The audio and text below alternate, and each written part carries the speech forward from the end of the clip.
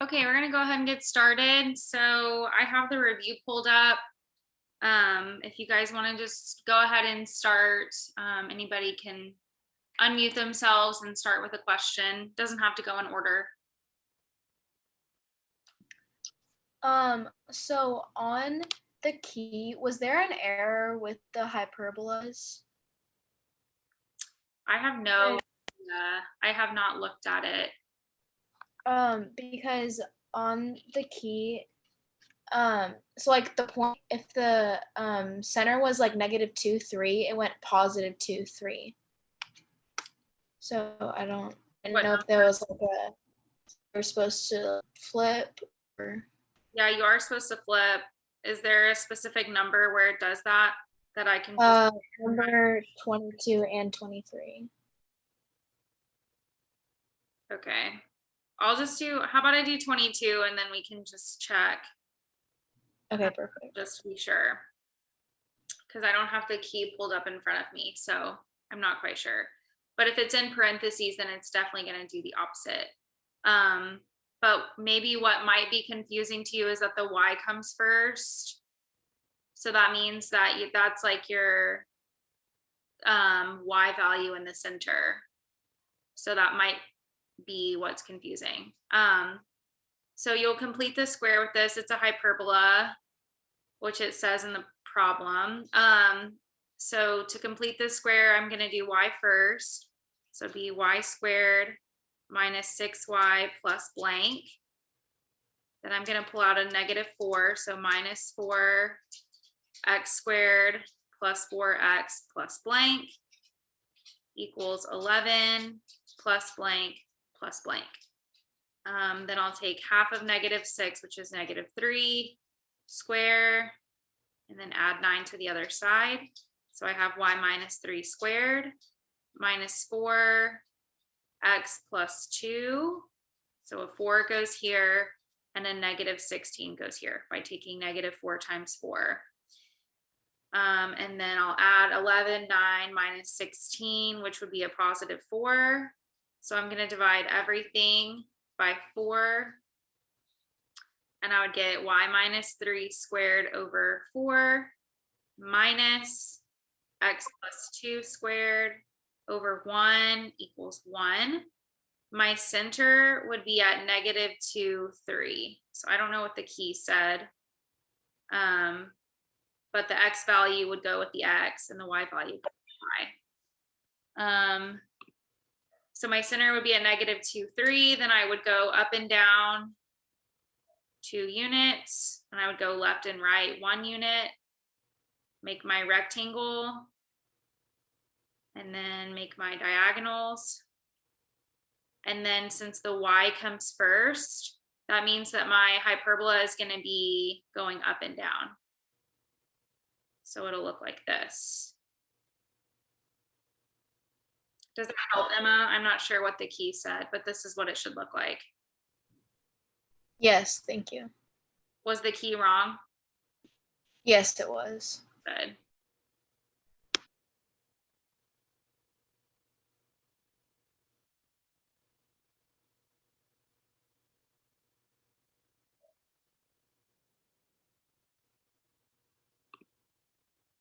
Okay, what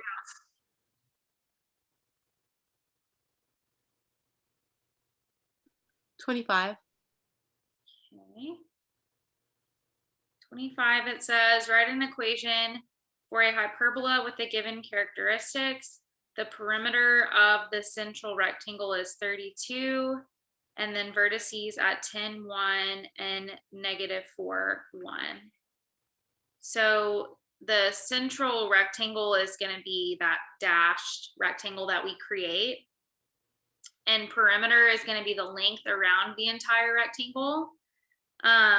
So I would need to figure out what the distance is for my vertices first, which would be, so if this is at -4 and this is at +10, then this entire distance would be 14. So if you're thinking about a rectangle and a perimeter, I would have 14 on the top, 14 on the bottom. So that would mean if I take 32 minus 28, assuming I have 14 on top, 14 on bottom, then that would mean that my height on both sides combined would be 4. So the height of each side would just be 2. So if I created my rectangle based on that, then I would go up 1, down 1,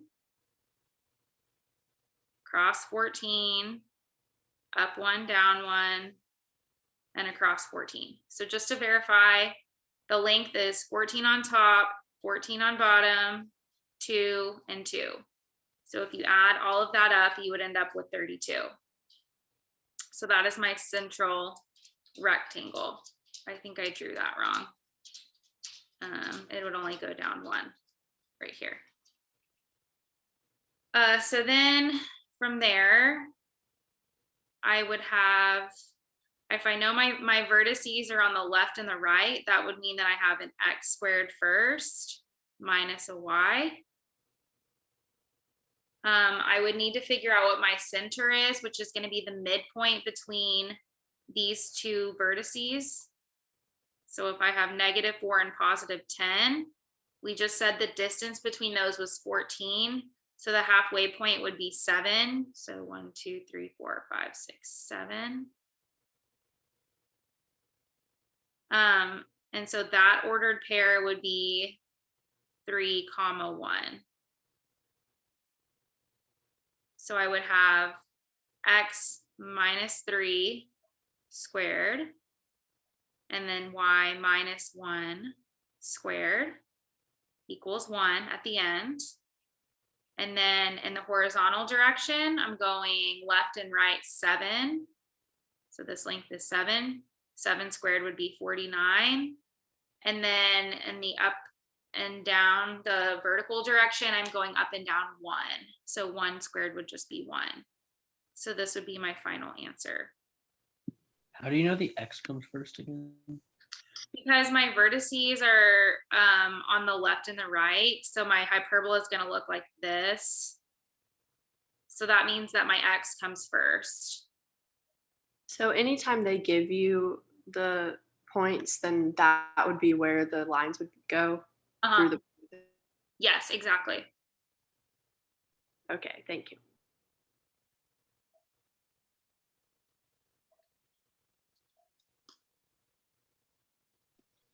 Can you do 27?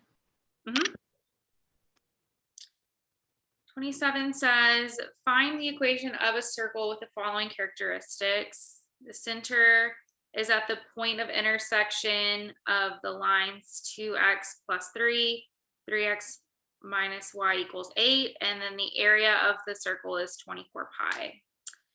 So to find this, the point of intersection, or to find the center, I have this system of equations. And what I would suggest doing is using substitution, or solving for y on the second one, and then setting them equal to each other. So for instance, I could write this as y equals 3x minus 8. And then I could say 3x minus 8 equals 2x plus 3.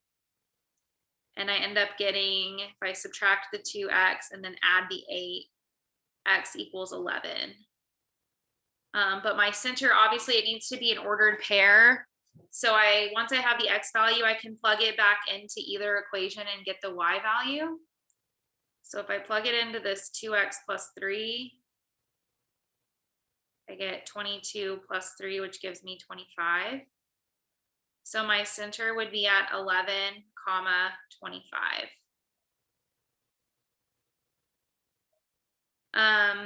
So then I can go ahead and start the first part of the equation, which would be x minus 11 squared plus y minus 25 squared equals, and then I need r squared.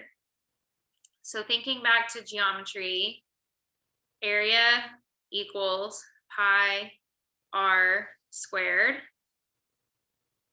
And so if area equals 24 pi, then the pi's can just cancel, and my r squared is 24, which is exactly what I need to finish out the equation. So I would just put a 24 there.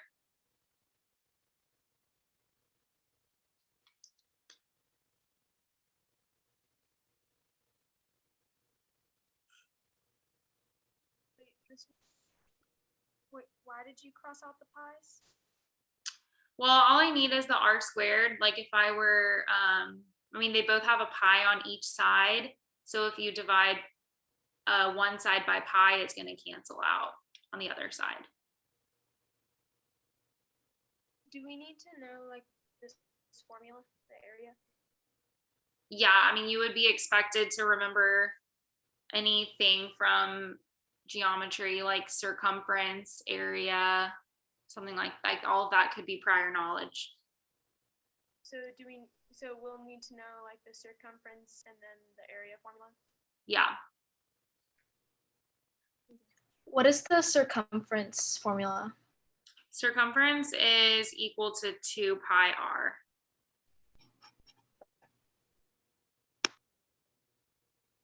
So if it said instead of area that the circumference was 24 pi,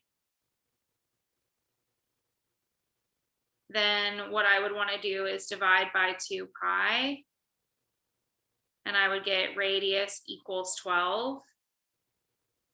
But I don't want, like, r doesn't go into my equation, r squared does, so then this would be 144. If that were to show up on the test. So why does 24 not get squared, but the 12 did? Because for the area formula, r squared is already in the formula, but in the circumference formula, it's just r.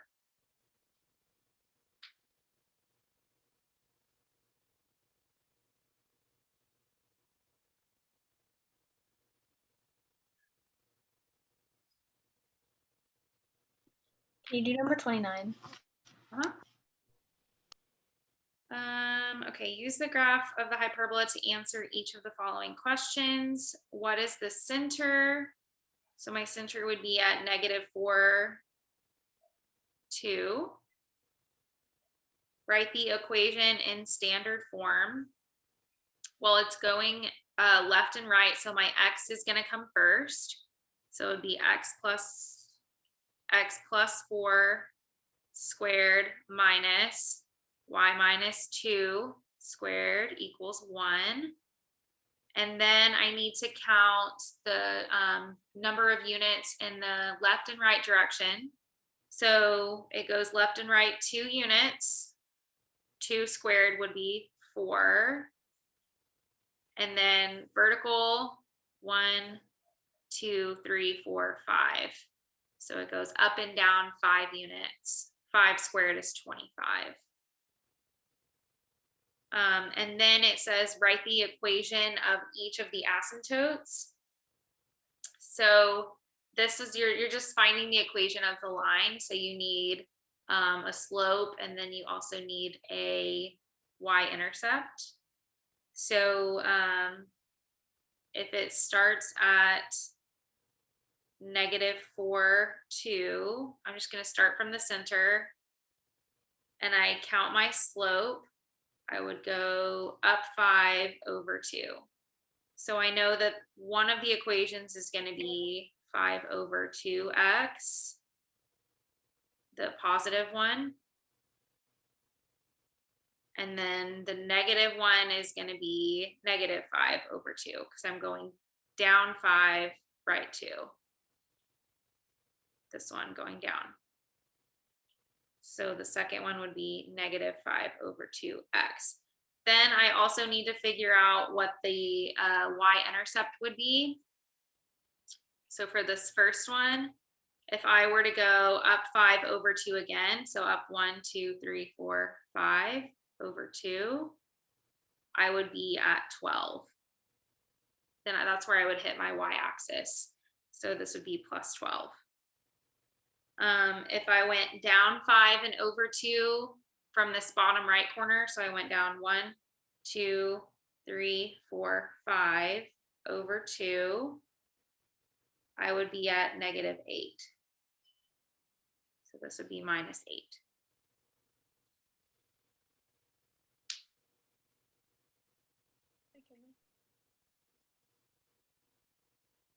I think that's all. Yeah.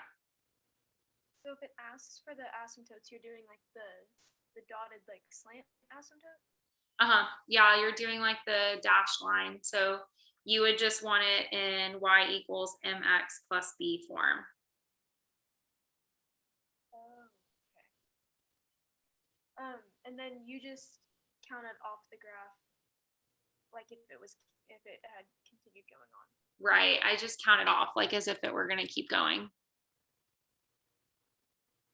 Okay, thank you. Can you do number 20, please? Okay, number 20.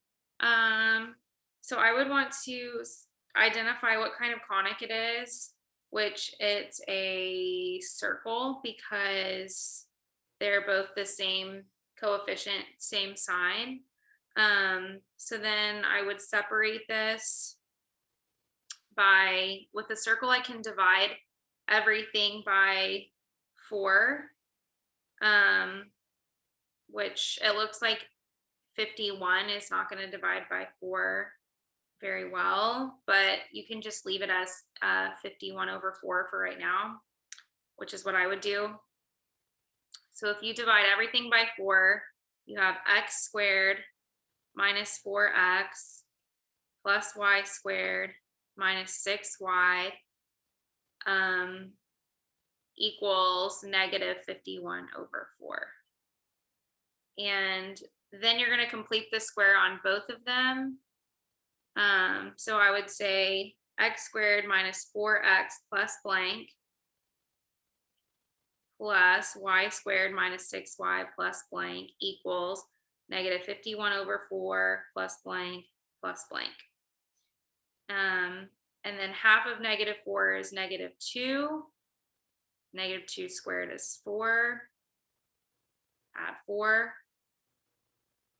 So I have x minus 2 squared plus y minus 3 squared. 9 goes here, 9 goes here. Equals -51 over 4 plus 13. Then I'm going to create a common denominator. So instead of saying 13, I'm going to say 52 over 4. And then this ends up becoming 1/4. So to graph that, my center is going to be at 2, 3. And then my radius, so if my radius squared equals 1/4, then I would want to square root both sides. So my radius would end up being 1/2. So I would go out 1/2 on each side. So you don't multiply.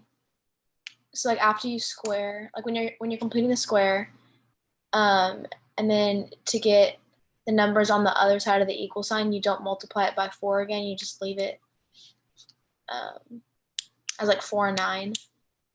Yes, because I already divided everything by 4. So since there wasn't anything out front, then I didn't have to multiply by 4 again. Okay. If you wanted to, you could have just, instead of dividing everything by 4, just taken a 4 out and then divided by 4 at the end. And you would have ended up with like, it would have been 4x minus 2 squared plus 4y minus 3 squared equals 1. If you just grouped by 4 instead of dividing. And then the last step would have been dividing everything by 4, like that. So you can do it either way. With circles, I usually like to just go ahead and divide first. But if you want to just keep it consistent, because with ellipses and hyperbolas, we pull the number out. If you want to do that with circles too, you can. Because you would end up getting on this side negative 51 plus 16 plus 36, which would end up simplifying to be 1. And then divide by 4 at the end. Miss McKinley, how did you get the negative 2 in the parentheses? How did I get the what? The negative 2. For the x? Yes, I ma'am. can't really hear you. Can you say it just a little bit louder? I don't know. My stop. How did you get the negative 2 in the parentheses instead of a positive 2?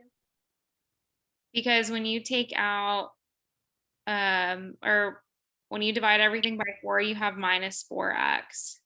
So then when you divide that by 2, it becomes a negative 2. You keep But the sign of whatever's in the middle term.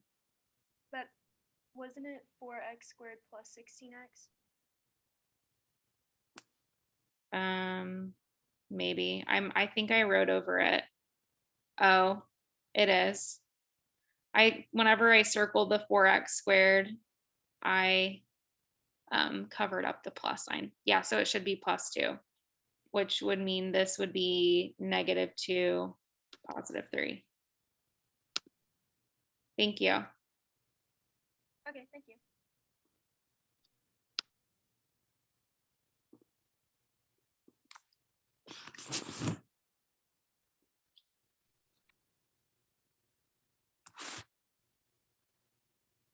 Also, oh wait, never mind.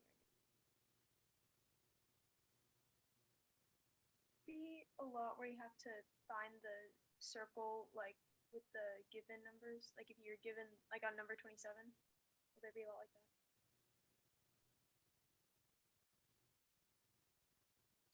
I mean, there will be several word problems. I would say like how much of each type of problem is on the review will be similar to the test, like same number of questions, same types. Okay. Also, would you please do number 24? Number 24. Yes, ma'am. Okay. Write the equation of the circle whose endpoints of the diameter are negative 3, 8, and 7, 6. So with these, it helps to draw a picture. So I'm going to say negative 3, 8, and then 7, 6.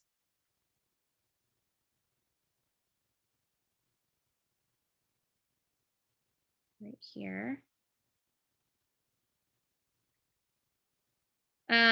And so then from that point, I'm gonna figure out what the center is. So you're gonna take the midpoint between your x values. So the distance between negative 3 and 7 is 10 units. And so halfway between that would be 5 units. So I'd be at 2. And then between the y values, so I have a positive 8 and a positive 6. The midpoint between those would just be 7 because there's only 2 units between those. So halfway would be 1. So I have the center at 2, 7. So I can go ahead and say x minus 2 squared plus y minus 7 squared equals. Then I need to figure out what my radius is. So you can either use the distance formula or you can create a right triangle and use the Pythagorean theorem. Essentially, it's the same thing. So the distance formula is the square Wait, Mrs. root. McKinley, Uh-huh. where'd you get the 2 and the 7 again? It's the midpoint between my x values. So the midpoint is halfway between the two. So if you're thinking about the distance between negative 3 and 7, there's 10 units between those. Correct. So halfway would be just 5 units between them. So if I go right 5 from negative 3, I'm at 2. Okay. Same thing between, 8 and 6. So between 6 and 8, the midpoint is at 7. If you want to, I mean, I'm doing the same thing by drawing this picture, just visualizing it, but the midpoint formula would be x1 plus x2 divided by 2. And then y1 plus y2 divided by 2. Then the distance formula, if you want to memorize that, would be x2 minus x1 squared plus y2 minus y1 squared, square rooted, would be the distance from here to here. Would we have to memorize that, or can we do the way that you did it? Yeah, you can do the way that I do it personally, or if you just like to memorize formulas, you can do it that way. For me, I'm just more of a visual person. I hate memorizing formulas, so I would just rather draw a picture and create a triangle. So here's my right triangle.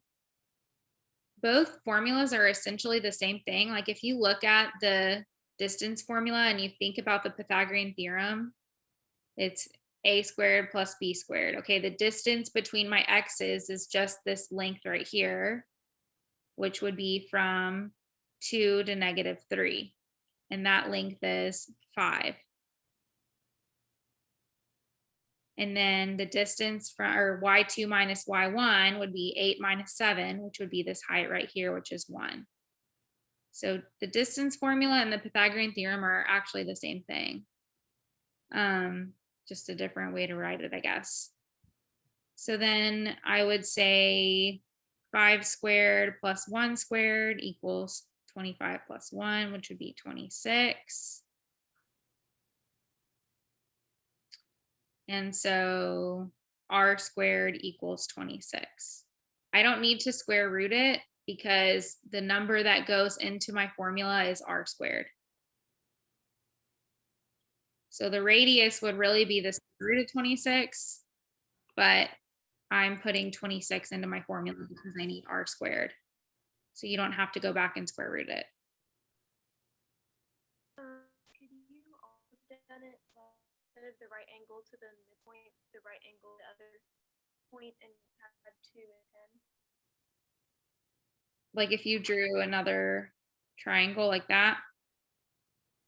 No, if it was like the entire triangle instead of going to the midpoint, going to one end to the other. So if you did the entire triangle like you did the diameter, then you would have to, like if you made a big triangle like that. Yes.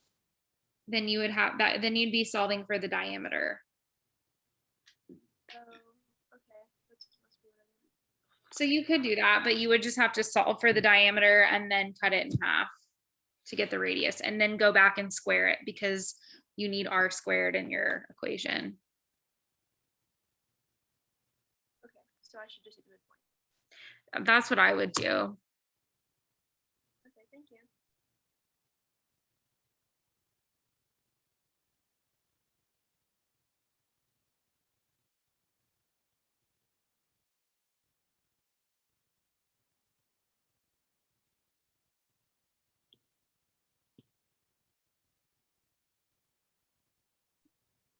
28. Is the test going to be like the review where you tell us what the graphs are going to be? Like, because you say graph the hyperbolas or graph the ellipses, or we're going to figure out whether it's a circle or ellipse or whatever?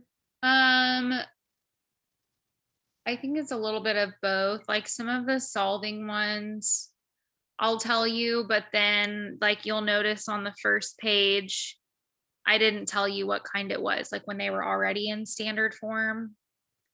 So it'll be a mix of both. Okay, thank you. Okay, 28. Somebody asked about 28.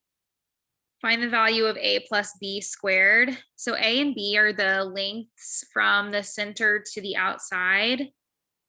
And I don't really care which one is a and which one is b because it just doesn't really matter. If I called this a, then this would be 2. And then then this would be B, which would be 5. So 2 plus 5 squared would be 49.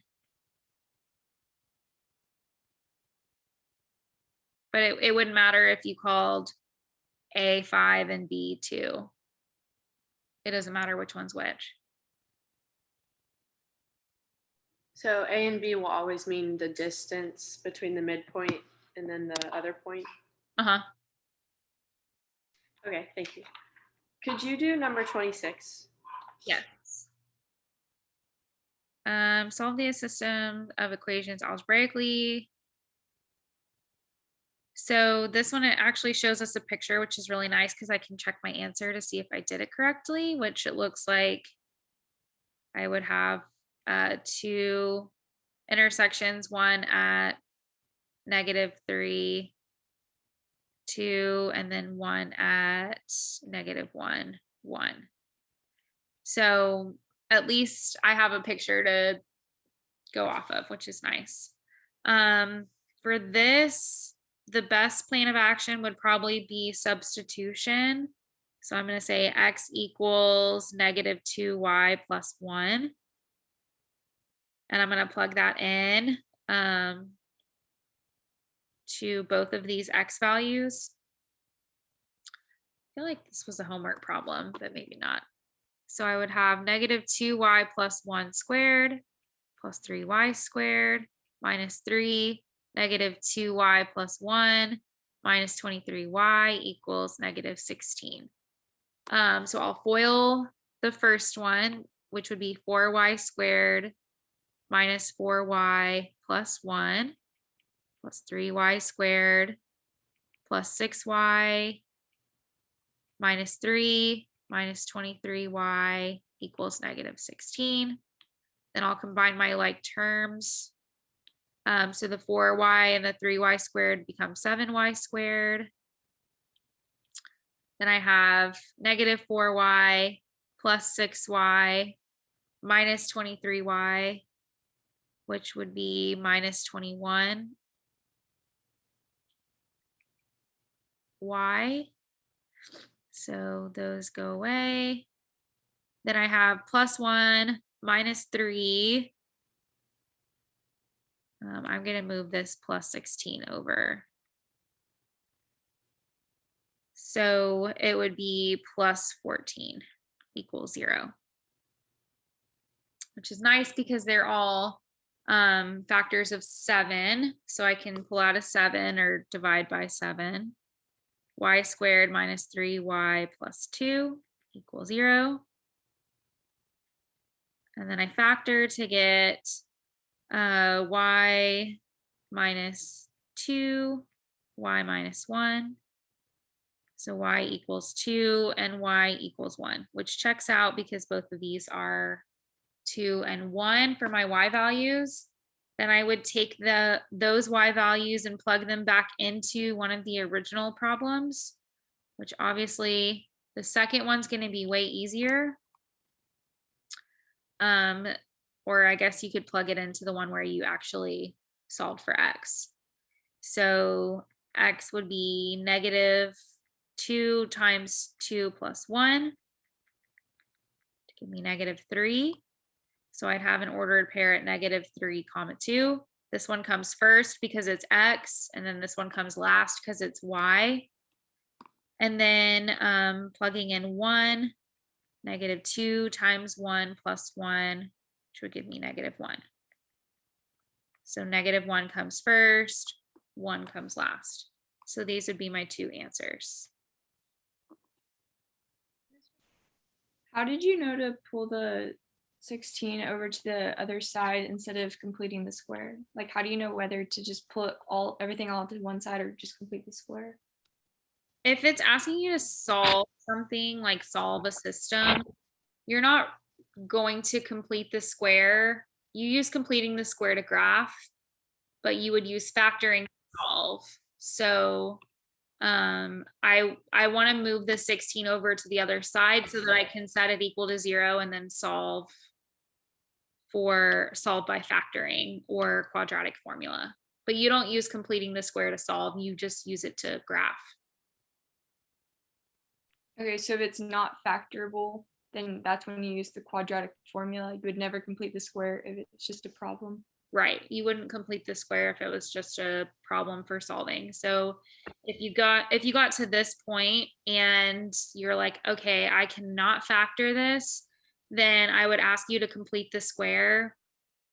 And odds are what would most likely happen if you started the quadratic formula is you would run into a negative under the square root, which you guys saw yesterday on that activity that we did in class. I think there were a couple examples like that where you had a negative under the square root. That was a imaginary solution, so that was a no solution. If I had tried to complete the square with this problem, would it like work out or would it get a different answer? No, I got a different answer because I did that. If you try to complete the square, you would end up getting to the point where it was in standard form or something, but then you would have to go and solve it. So it's just a lot more complicated roundabout way, but you should still get the right answer. It just would take a lot longer. Wait, so how do you know? So whenever you're doing completing the square, that's when you're graphing it? Uh-huh. But technically this is a graphing like problem because there's a graph there. Like you could graph this equation, right? Well, graphing would be like whenever we're solving, we combined the two formulas. So we use substitution and put it back in. So this one that's highlighted right here, or this formula that's really messy up here, this is not the ellipse or the line. It's like them combined, which doesn't create a graph at all. Oh, because we're trying to find the points and we're not trying to find the equation of the line. Right. that So why? if you completed the square on the top, you would get a nice neat answer because it's just this ellipse right here. Mhm. And then this is the line, so you wouldn't complete the square on that. But if you completed the square separately, you would get nice clean answers. But since we combined the two, we're just trying to solve by finding the points of intersection. So this, like after we substituted, this is not a function anymore. It's like the two formulas combined. Okay, got it. So if it says solve, then we do the factoring. But if we are graphing, then we do completing the square. Perfect, exactly. Thank you. Thank you.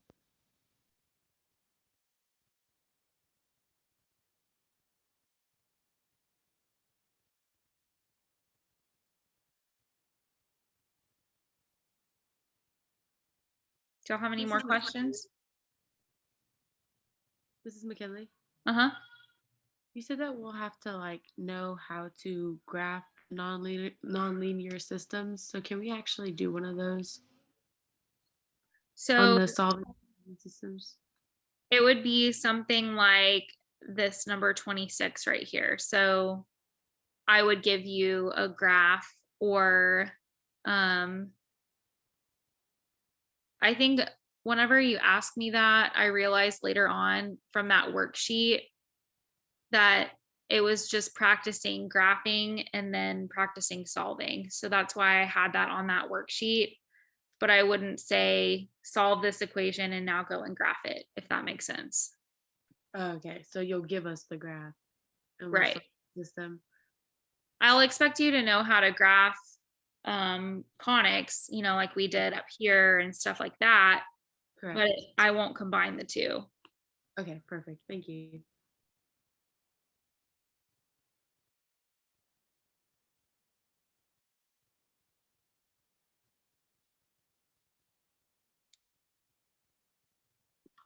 So will it be more like questions on the review?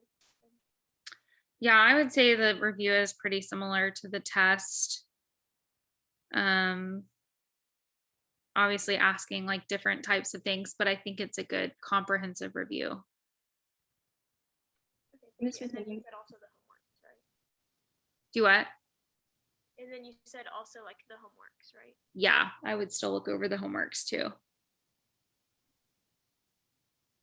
Since this is our last test, is there going to be like a big bonus question with lots of points? What do you think?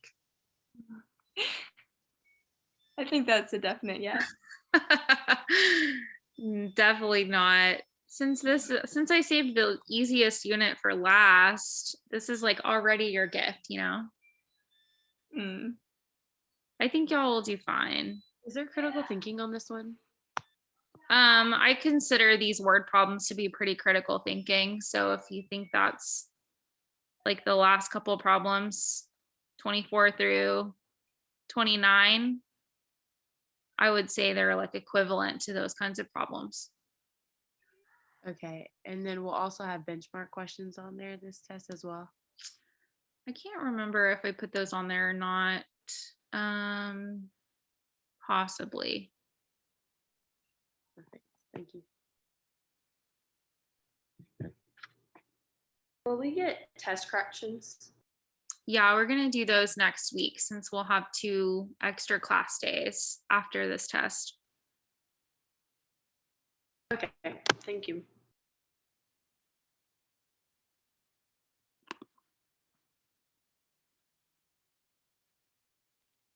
Anything else?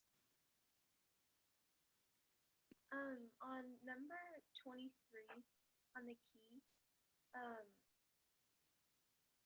was it has the graph like with the y's being negative, but I got the y's as positive. Yeah, I think Emma brought that up at the beginning of the session with number 22. It had an error with graphing. So I think 23 is the opposite as well.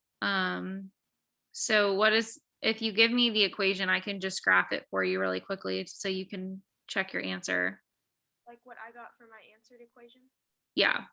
Okay, I got y minus 2 squared over 9, and then minus x minus 3 squared over 4 equals 1. Okay, so the center would be at 3, 2. I don't know if that's what the key shows.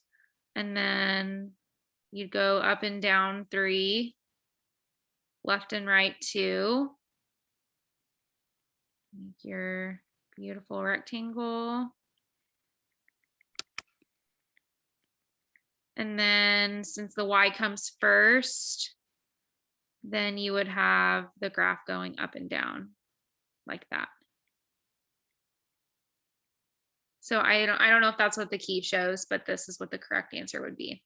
Okay, that's what I got. The key, I think, flipped the 2 and the 3 with like the length and width. Okay. Yeah, I think that's what it did on 22 as well. So Yeah, I got what you got. perfect. Yeah, so here's 22 and 23 if you guys want to change your answer or fix it. Okay.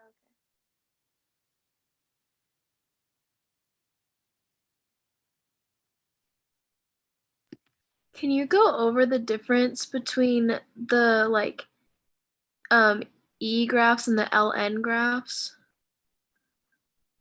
on the first page? Yeah.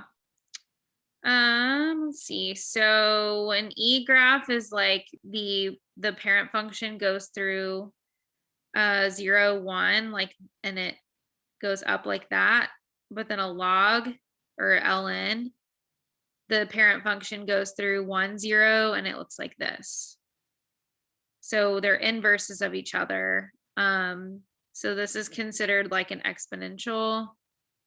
And then this is considered a log equation. So just memorizing those parent functions. And For then on number 6, you would want to go right 1 and then down 2 from the original. and then on the ones with the asymptotes, the ones where they're like facing away from each other, the numbers just affect the asymptotes, not the like points at all, right? Right. So for like number 3, the transformation will be right 1 up 1. So you start at 0, 0. And this is like the center between your, like kind of like the middle point or the cross point of your asymptotes. And then if it's positive, then it's top right, bottom left. If you ended up having a negative, then it would flip it and be top left, bottom right.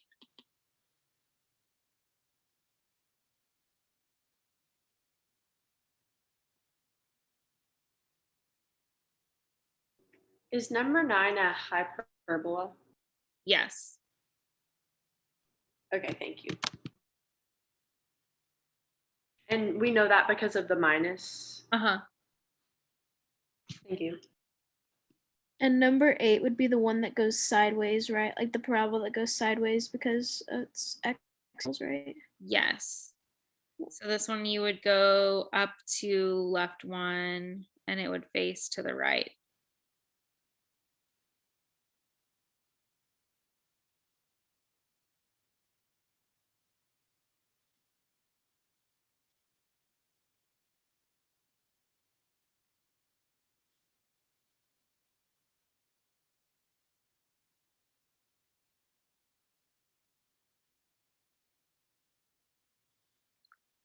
Do y'all have any more questions?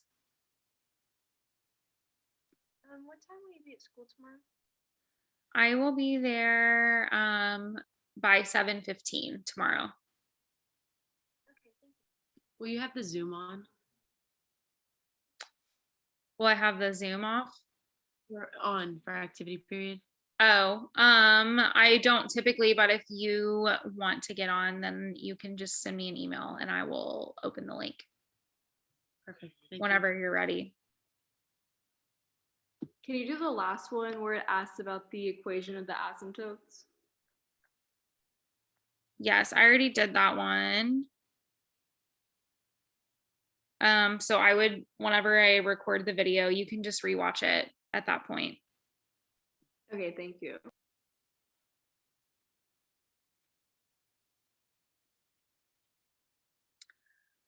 All right, I'll be here tomorrow at 7:15. So this is the only review that you guys need to turn in on Canvas. I need to create the assignment. I haven't done that yet. So I'll do that right whenever I get off. And if anybody didn't come and they want to watch the video, I'll post that to Canvas, or if you want to rewatch it within the next 15 minutes. So I will see you guys tomorrow. Bye. Thank you. Yeah. Bye. Thank you.